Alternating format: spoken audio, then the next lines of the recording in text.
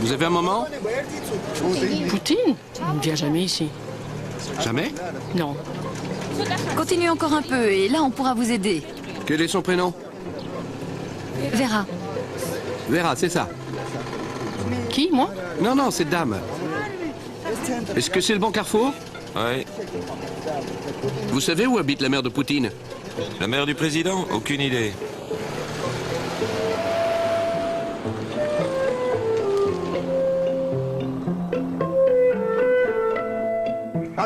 À la santé de Vera Poutine. À la Géorgie. Elle a élevé son fils pour en faire le président de la Grande Russie. Portons un toast. Élevons nos enfants pour en faire des hommes d'État. À Vera Poutine. À ma vieille mère. Et à ton frère. C'est elle qui nous a mis au monde. Enfin, je ne veux pas penser à sa mort, mais je ne veux pas qu'elle meure malheureuse sans l'avoir revue. Il suffit qu'il vienne une fois, c'est tout ce qu'on lui demande. Cela ne changera rien à notre condition de vie. On restera des gens ordinaires.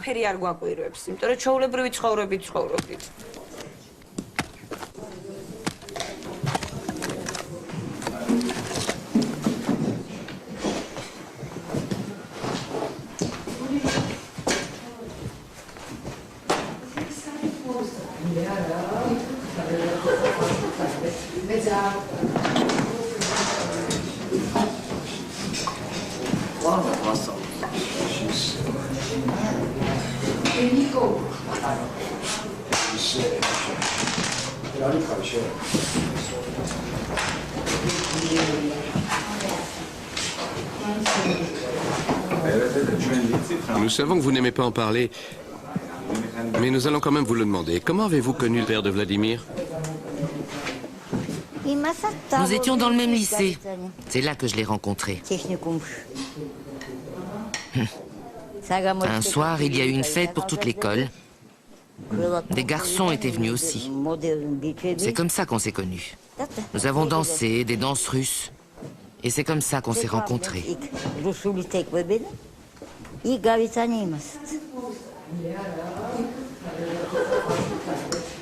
Quel était le prénom du père de Vladimir?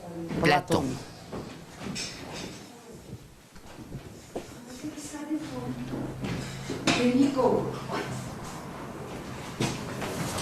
Vous avez donc fait vos études ensemble? Oui, mais nous ne suivions pas les mêmes cours. Il faisait des études d'ingénieur mécanicien et moi celles d'ingénieur électricien. Mais ça n'a pas duré longtemps. Pourquoi vous ne vous êtes pas marié? Comment? Pourquoi vous ne l'avez pas épousé? Je ne l'ai pas épousé à cause d'un colis qui est arrivé de son village. Et quand je l'ai ouvert, j'ai trouvé du porc salé accompagné d'une lettre. Une lettre de sa femme. J'ai rompu le jour même.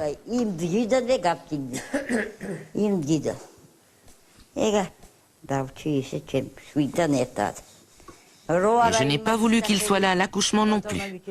C'est pour ça que Vova ne s'appelle pas Vladimir Platonovitch comme il aurait dû d'après le nom de son père, mais Vladimir Vladimirovitch, comme si son père s'appelait Vladimir. Les gens le connaissaient sous ce nom-là. Même lui, il croit que son père s'appelait Vladimir parce que je ne lui ai jamais dit quel était le véritable nom de son père. Il l'ignore.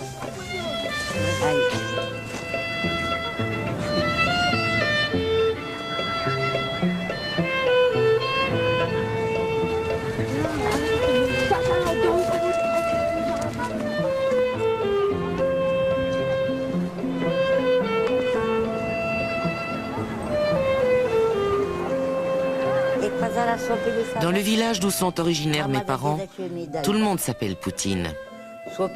La plupart des habitants sont âgés. Les jeunes ont déserté le village pour la ville. Il y avait un prêtre à l'époque qui a baptisé tout le village. Les gens étaient pauvres et il leur a donné son propre nom de famille. Et depuis, tout le monde s'appelle Poutine. Et Georgie, comment vous l'avez rencontré? Au Nouvel An, on fait des chouatka. Je ne sais pas comment ça se dit en géorgien. En fait, on se place devant le miroir, on met sa bague dans un verre d'eau et le visage de son futur époux doit apparaître.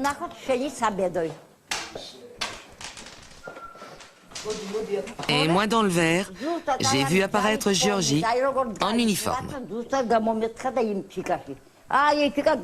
J'ai jeté le verre par terre parce que je n'aimais pas son allure. Plus tard, le destin m'a mené à Tashkent. Et c'est là que je l'ai rencontré. Je vivais avec d'autres filles. Nous partagions un appartement de l'usine où on travaillait. Des militaires avaient leur quartier à proximité. Et les filles faisaient de l'œil aux soldats. Il était parmi ces soldats. Quand je l'ai vu, je me suis dit, c'est lui. Je l'ai tout de suite reconnu. C'était le même homme que dans le verre. Et je suis resté avec lui.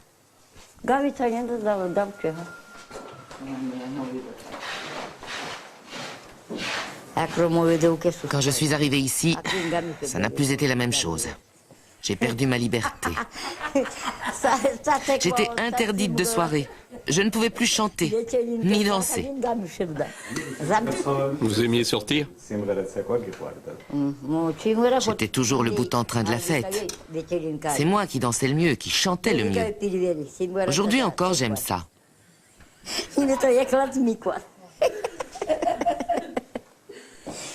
Quand j'entends de la musique, mes pieds se mettent à danser tout seuls.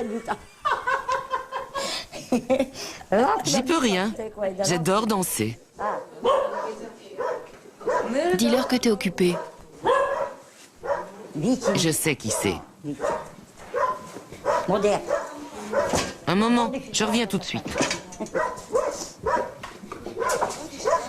Désolée de vous déranger. Ne vous tracassez pas. Il ne mord pas. Tous les chiens mordent. Non, pas celui-ci. Je voulais vous demander quelque chose. Oui? Quand partent-ils? Après Pâques.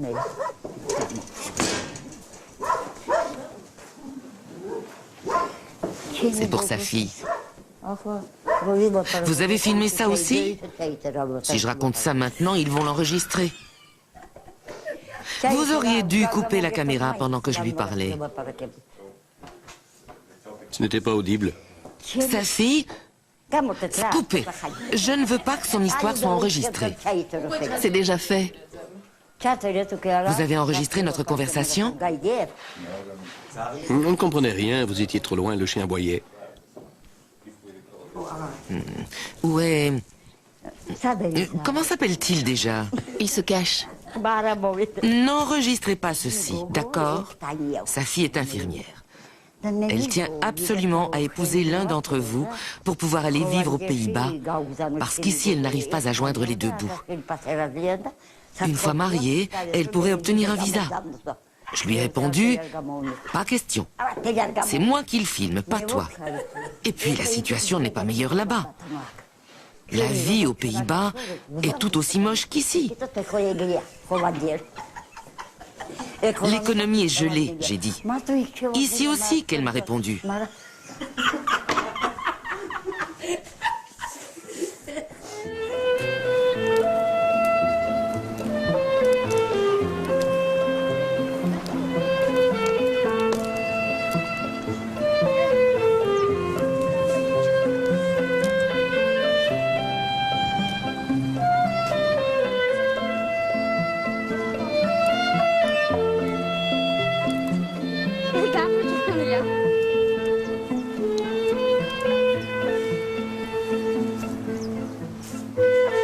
Sopho, où est la photo? Montre-leur. Laquelle? Celle de quand il était petit. Montre-leur à quoi il ressemblait quand ma mère l'a amené ici.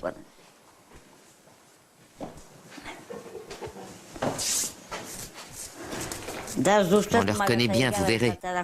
La photo date de cette époque et aujourd'hui, il est président. Ses yeux brillent toujours comme avant. Peut-être qu'il était en train de pleurer. Il a toujours cette même expression. Il suffit de regarder. Ça va surprendre un tas de gens, mais c'est la vérité. Ça ne laisse aucun doute, c'est bien lui. Ça lui ressemble tout à fait. Sur cette photo, il avait 18 mois, ou peut-être 2 ans.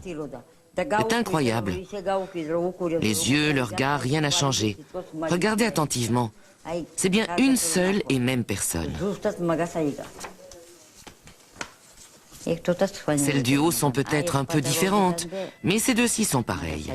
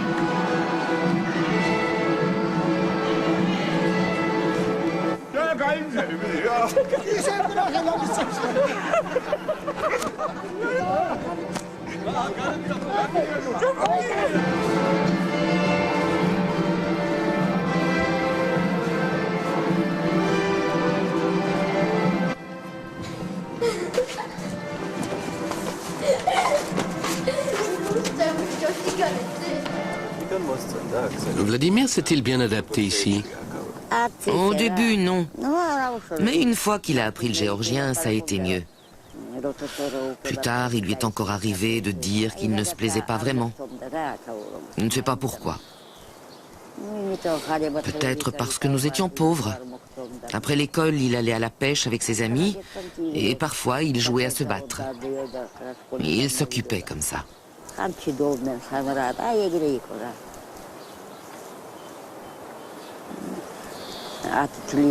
Qu'est-ce qu'ils pouvaient faire d'autre, ces gamins à 10 ou 11 ans? Quand ils se bagarraient, il fallait toujours qu'ils gagnent. Sinon, il se mettait en colère et continuait la bagarre jusqu'à ce que ce soit lui qui gagne. Il était comme ça. C'était un battant, comme on dit maintenant. Il adorait gagner. Il devait être le meilleur. C'était son caractère. C'était un enfant spécial. Que voulez-vous?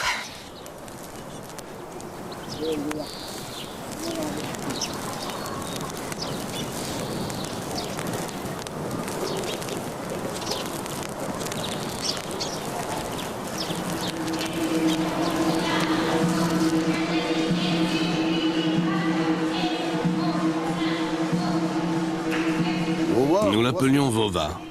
Poutine était son nom de famille.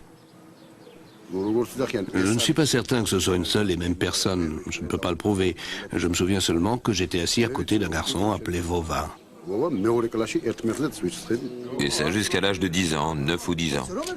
Jusqu'en quelle année? 4e. Pas jusqu'en 4e. Mais il est resté 3 ans dans notre école. Il a quitté en 4e. Mon grand-père allait parfois à la pêche avec lui. Est-ce qu'il n'y avait pas une histoire à propos d'un de ses doigts? Si, il s'est planté un hameçon. Il venait toujours se joindre aux autres, que ce soit pour la bagarre, pour chanter ou danser, en tout cas pour s'amuser. Je me souviens de Vova comme d'un garçon aux cheveux blonds et lisses, une vraie tête de russe, avec un visage long et mince.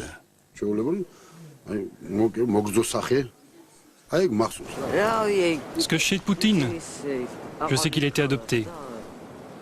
Il se faisait maltraiter. Alors il a décidé de partir. Avec Vera, la maman, on s'entendait bien. Mais avec son père, non. Par contre, sa mère, nous l'aimions beaucoup. Pourtant, imaginez, elle était russe. Et pour nous, c'était vraiment synonyme d'étranger. Ils l'ont envoyé chez la mère de Vera et elle l'a directement mis en pension. Maintenant, il est, comment dit-on, le roi de Russie.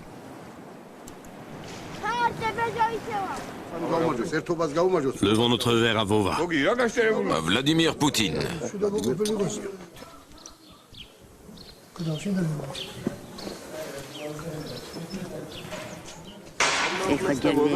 Est-ce qu'ils s'entendaient bien, Vova et Georgie? Pas vraiment. Ce n'était pas son propre fils, vous comprenez?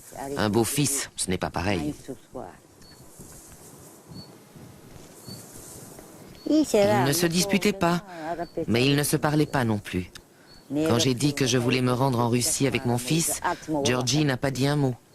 Il craignait que je ne revienne pas. À peine arrivé chez mes parents, j'ai découvert qu'il leur avait envoyé un télégramme disant « Renvoyez-la directement ». Alors j'ai dit « Ne puis-je au moins rester un jour avec vous ?»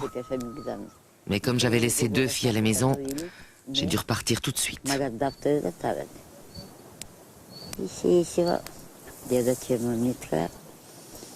Ma mère m'a dit « Va t'occuper de tes filles ou alors amène-les ici. Nous nous occuperons de Vladimir. » Ils m'ont renvoyé à cause des filles. Voilà ce qui s'est passé. Ma mère avait dit « Amène-les ici ou trouve quelque chose. » Ça s'est passé comme ça. Je ne savais pas quoi faire. Et à mon retour, ma vie a été un enfer.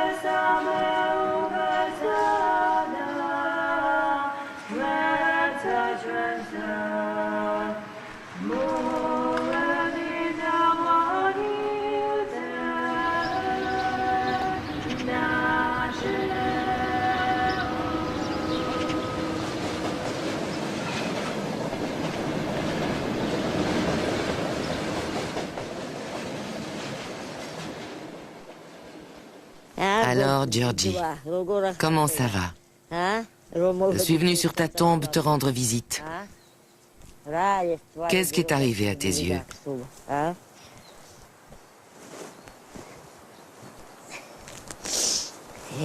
Ça n'ira pas. Il me faut une houe pour ça.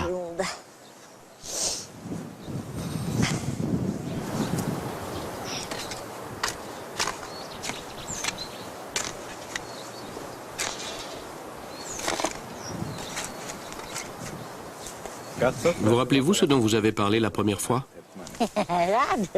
Qu'entendez-vous par parler? Je l'ai épousée 2 ou 3 jours plus tard. Fin de l'histoire. Nous n'avons pas beaucoup parlé. C'est vrai? Vous vous êtes vraiment mariés en 3 jours? Il a dit, quand je serai démobilisé, il me faudra une femme. Ma mère est morte et je ne veux pas rentrer seule à la maison. Et moi, j'étais un peu impulsive.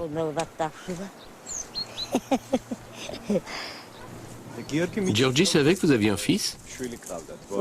Bien sûr.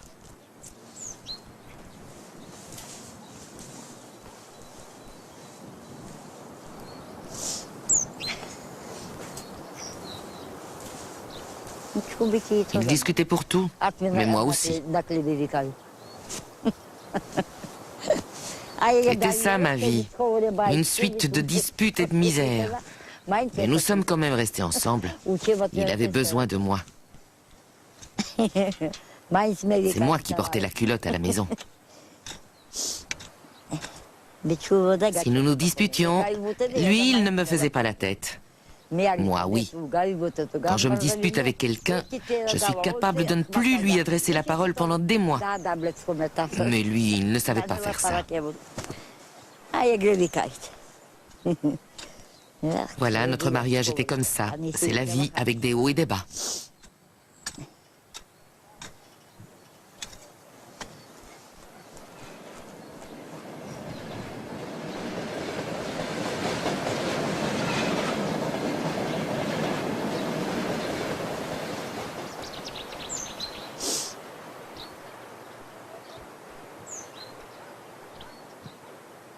Je le regrette maintenant, mais c'est trop tard. Ça fait 52 ans que je vis ici. J'aurais dû m'en aller et ne jamais revenir. Ça aurait été beaucoup mieux, mais bon. C'était mon destin de rester 52 ans ici.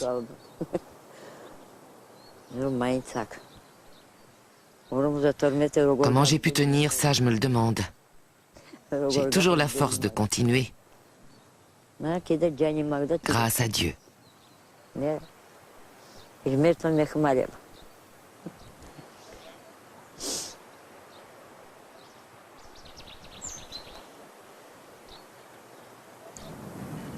Est-ce que vous rêvez souvent de la Russie? Pas vraiment. Je rêve de Vladimir et de personne d'autre. Dernièrement, j'ai rêvé qu'il revenait ici, mais qu'il ne voulait pas me parler.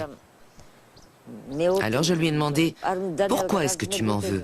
Ce n'est pas ma faute. » Ensuite, une femme est arrivée et a dit qu'elle devait l'emmener à une fête. Je l'ai perdu de vue et je me suis réveillée. Il était parti à une soirée. Et moi, j'étais restée là, sans avoir pu lui parler.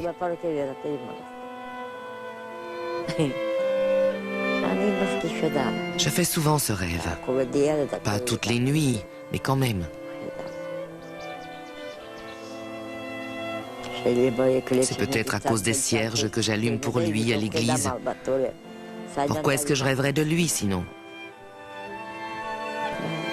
Je ne sais pas.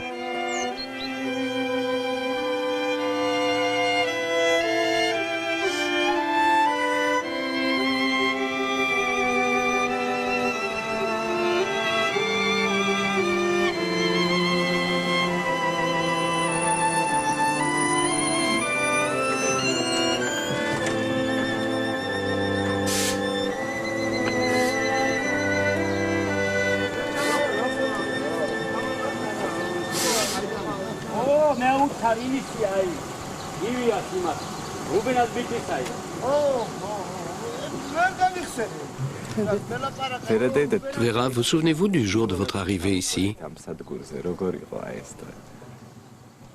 Je ne l'oublierai jamais. Il était 1h ou 2 du matin. Je suis arrivé en train. Je me suis assise sur le quai, près de ma valise. J'étais appuyée dessus. Où pouvais-je aller? J'étais une totale étrangère ici. Alors un homme qui était marié à une Russe est venu vers moi. Il m'a regardé et m'a demandé « Vous venez d'où ?» J'étais enceinte. J'attendais mon 2e enfant. « Venez dormir chez nous, me dit-il. C'est dangereux de rester seul ici la nuit. » J'ai dormi une nuit chez eux. Puis celui qui allait devenir mon beau-père est arrivé avec une carriole tirée par un cheval et je suis partie pour Meteki. Georgi était encore là. Il avait l'intention de descendre en ville pour venir me chercher, mais j'étais déjà arrivée. J'avais été plus rapide que lui. Voilà comment ça s'est passé. Je n'avais pas peur. Mais j'étais plutôt surprise, car il m'avait assuré qu'il possédait une grande maison à Tbilissi. En réalité, il a fait de moi une paysanne. Il était trop tard pour retourner. Alors, nous avons construit notre propre maison. Il travaillait dans une briqueterie. Ça nous a permis d'économiser sur les briques.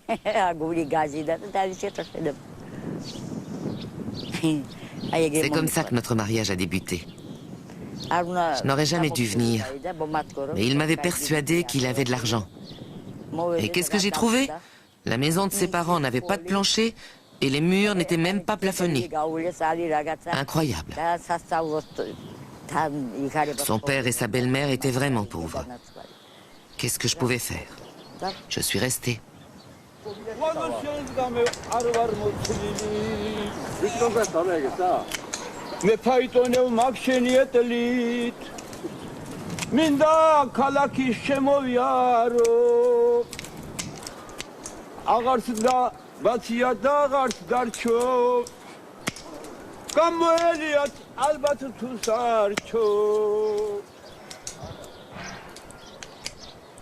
Il faut couper les longues tiges.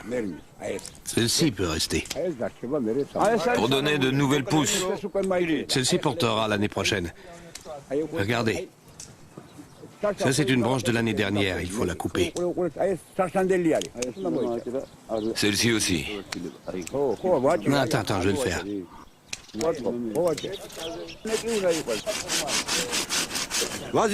Voilà, la taille est terminée. Que l'année soit paisible. Que les vendanges soient bonnes et importantes. En espérant que l'année prochaine, le cellier soit bien rempli. Suffisamment pour un mariage, une réunion de famille et un baptême. À la ferme et à une bonne cueillette. Dis un mot de remerciement, on verra. Regarde, comme ça. Cul sec. À ta santé.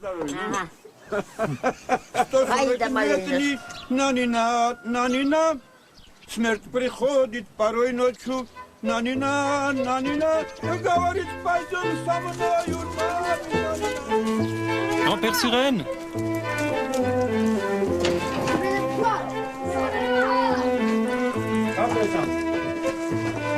Je vais te couper les cheveux.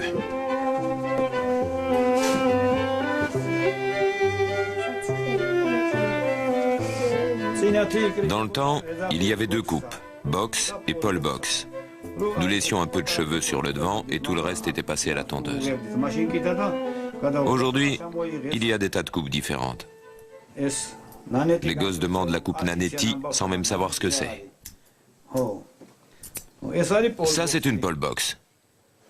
Il y avait la box, la boblique, la yosique, la Paul box, la Vichy box et je ne sais plus quoi d'autre. Quelle coupe faisiez-vous à Vladimir? Il avait la coupe box.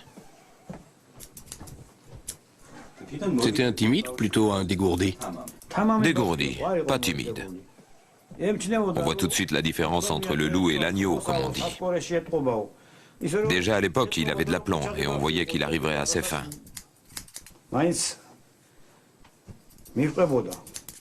Voilà, tu es prêt à te marier. Ah, super, c'est mieux comme ça. Au suivant. Voilà, merci. Il n'y a pas de quoi. Tiens la tête droite.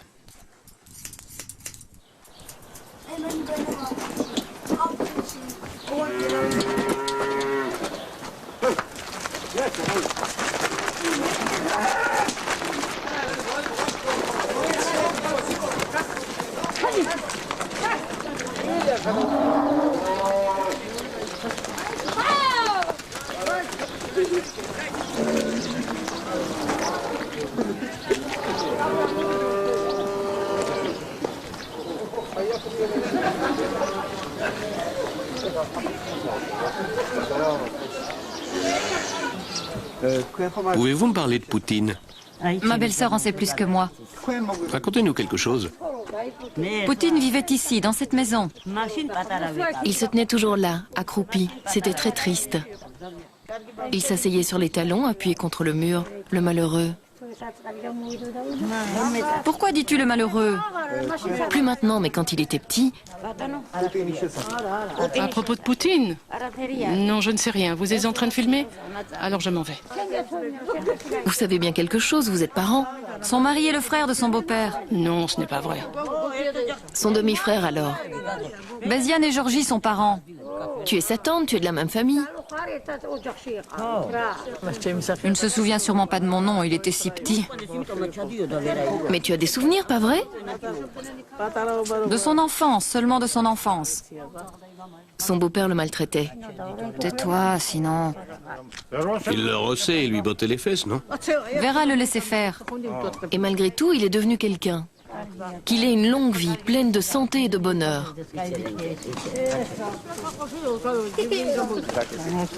Il le bouclait dans la maison. Un jour, il avait si froid qu'il a appelé à l'aide. Nous étions voisins et le mur mitoyen était très mince. Il criait « Tante Lilia, aide-moi, j'ai froid, froid, froid !» C'était si triste. C'est comme ça qu'il a grandi. On le battait à coups de ceinture aussi. Il aurait dû avoir une meilleure mère, elle l'a laissé faire.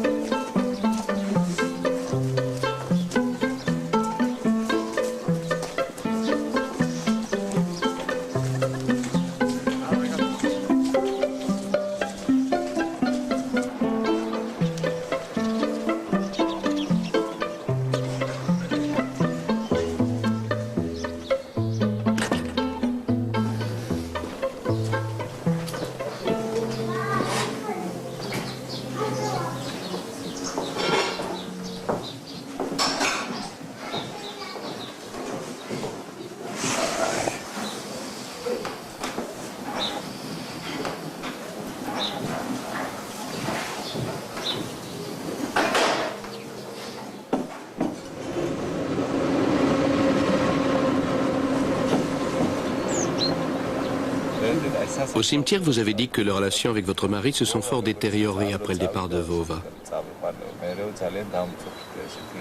Oui, mais alors? Que voulez-vous savoir? En avez-vous parlé? Avec vos voisins, par exemple? Je n'ai jamais rien dit à personne. J'ai enfoui tout cela dans mon cœur.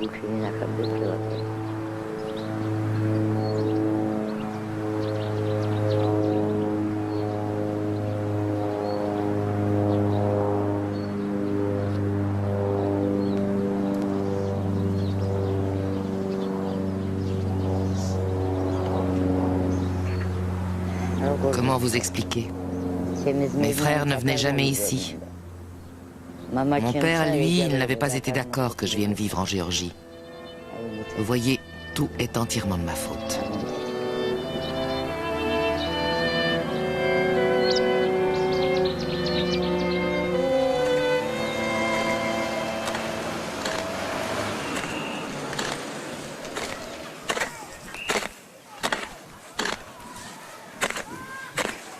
Comment avez-vous appris que votre mère était morte?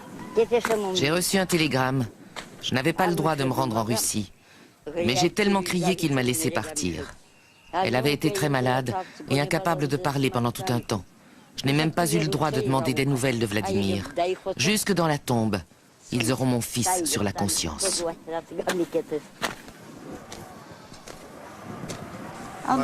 Sans doute qu'il ne pouvait pas parler. Vous savez, dans le temps, si on voulait entrer au KGB, il valait mieux ne pas avoir de famille. Je suis contente qu'il n'ait pas à s'inquiéter pour nous. Dans sa position, ça lui causerait des problèmes. Mais il n'aurait pas dû affirmer que son père et sa mère étaient morts.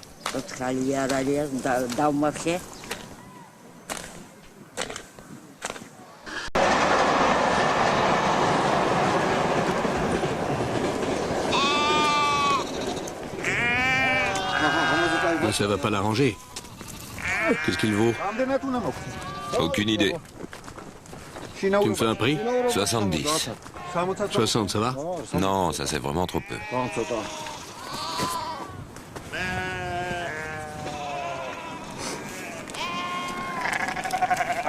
Tu peux le mettre dans le coffre? Bien sûr. Je le ferme? Ouais, vas-y.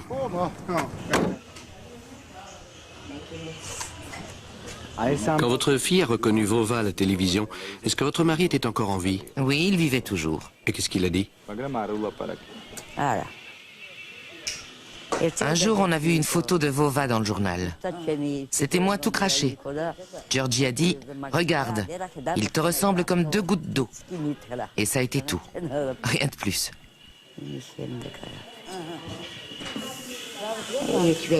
Il était très jaloux, il est mort jaloux.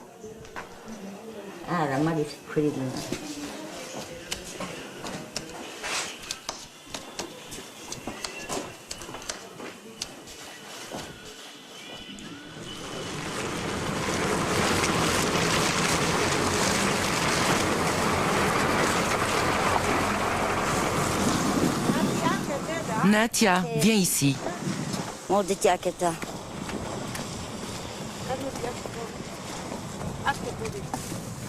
Voilà la limonade. Et la bougie. J'en voudrais. Non, non, tu ne peux pas. Ouvre la bouteille. Tiens, les verres. Viens, ma fille.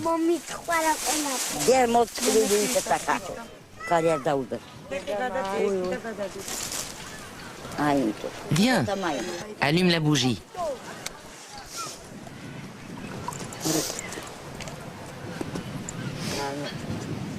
À la mémoire de Georgie. Verse-en un peu plus. Laisse la bougie. Je suis venue ici un matin et j'ai choisi l'endroit où enterrer mon père. Quand ma mère a vu qu'il n'y avait que des femmes enterrées ici, elle a fait demi-tour. Ma sœur Marina l'a rattrapée et lui a demandé « Qu'est-ce qui te prend, maman ?» Elle a répondu « Comment avez-vous pu faire ça? Il a toujours été en coureur de jupons et maintenant il va à nouveau être entouré de femmes. Vous n'auriez pas pu trouver un autre endroit ?» Mais d'où est-ce que tu sors ça? C'est ce que tu as dit. Jamais de la vie. Si, tu l'as dit. Il y a un couple enterré là-bas. La femme est morte la première. Leur fils m'a demandé « Que fait Georgie ici? Il court après ma mère ?» Venez vous joindre à nous. Soyez les bienvenus.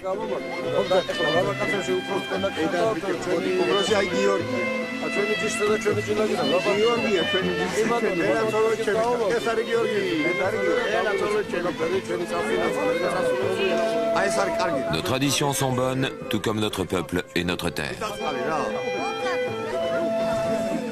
Nous sommes ici au cimetière pour trinquer à nos morts. À leur mémoire. Nous offrons notre frugal mais délicieux repas à leur âme qui est au ciel. Notre Géorgie est grande. C'est elle qui a engendré ce grand homme qu'est Joseph Staline. Un homme noble qui a défendu le monde contre les oppresseurs. Buvons à la santé de Staline.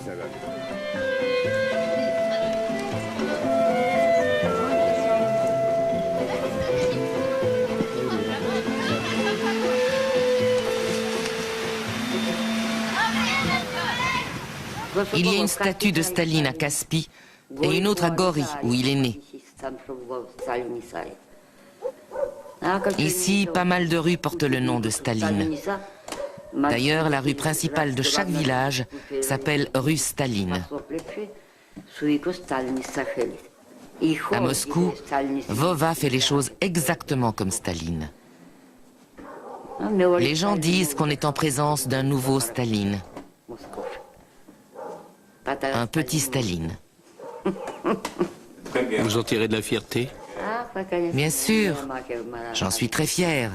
Il est devenu très populaire.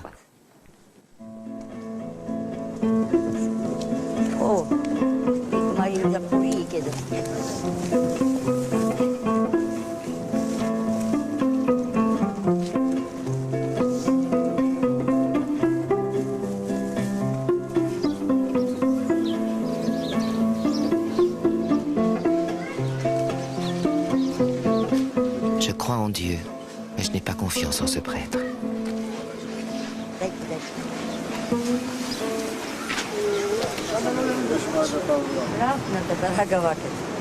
Qu'est-ce qui se passe? Qu'est-ce que vous voulez?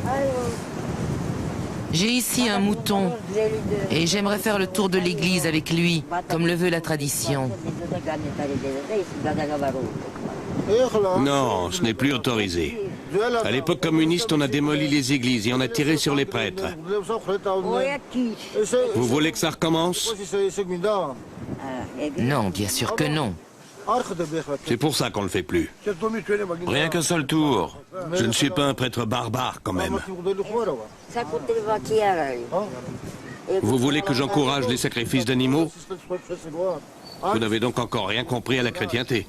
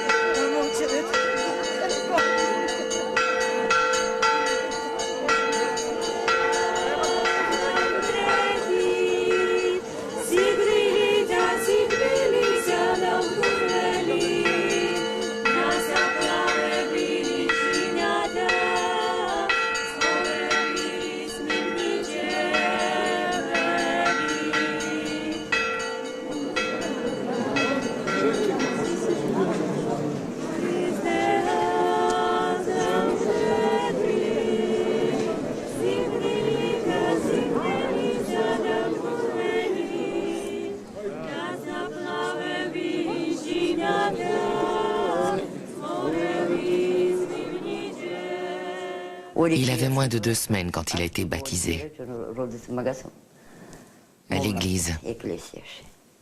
Je crois me rappeler que la croix qu'il porte, il l'a reçue de ma mère. Il dit que lorsque la maison a brûlé, cette croix a échappé aux flammes. Tout a été brûlé, sauf cette croix. Il affirme que c'est depuis ce jour-là qu'il croit en Dieu. Il ne l'a plus quittée. Il porte cette croix en permanence. Il l'a reçue de ma mère quand il est parti pour l'internat. Je pense bien que ça s'est passé comme ça. Vera, vous dites souvent que votre destin se trouve entre les mains de Dieu. Vous vous y êtes résigné? Ou bien auriez-vous préféré qu'il vous réserve un autre sort? Les choses sont ce qu'elles sont. On ne peut pas changer son destin. Ce que j'aimerais, c'est la joie de revoir mon fils. C'est tout ce que je demande.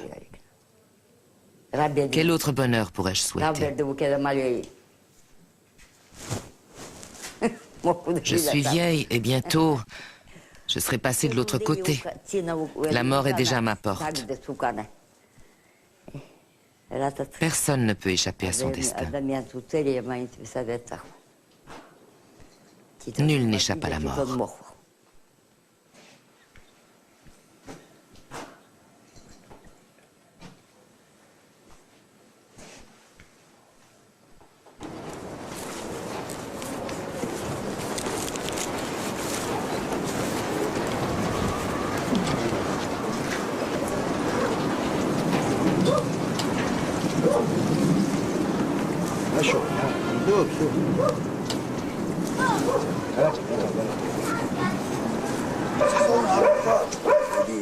Trinquons aux moutons.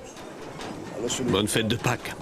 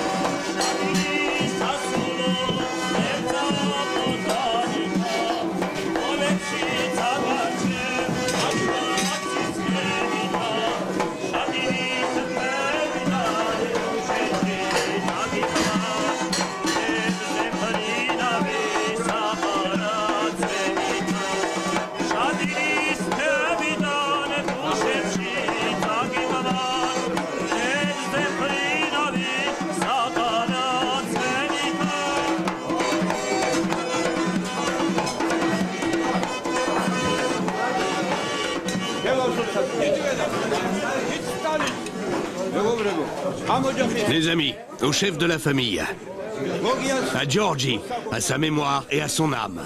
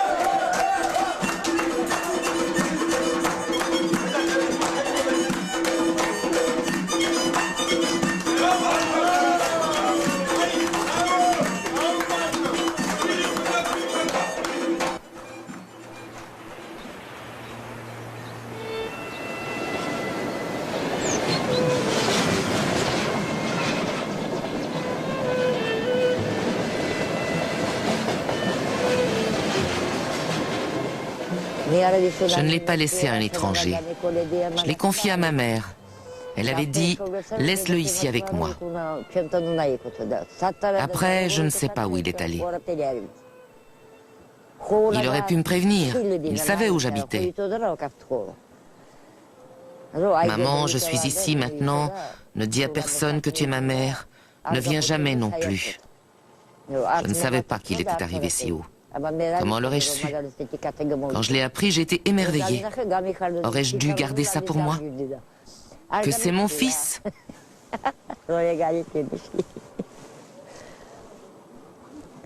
J'ai commis une erreur, je l'admets. C'est pour cela qu'il est fâché sur moi maintenant. Nous n'avons jamais été le voir, jamais demandé de ses nouvelles. Mais comment aurions-nous pu? C'est comme ça. Et ce que l'avenir nous réserve, je l'ignore.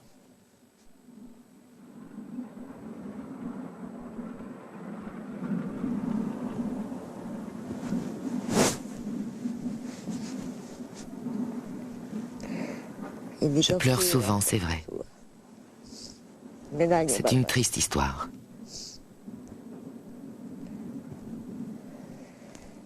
Mais que voulez-vous? On ne peut rien y faire. Notre vie est toute tracée à l'avance, et il faut bien suivre son destin.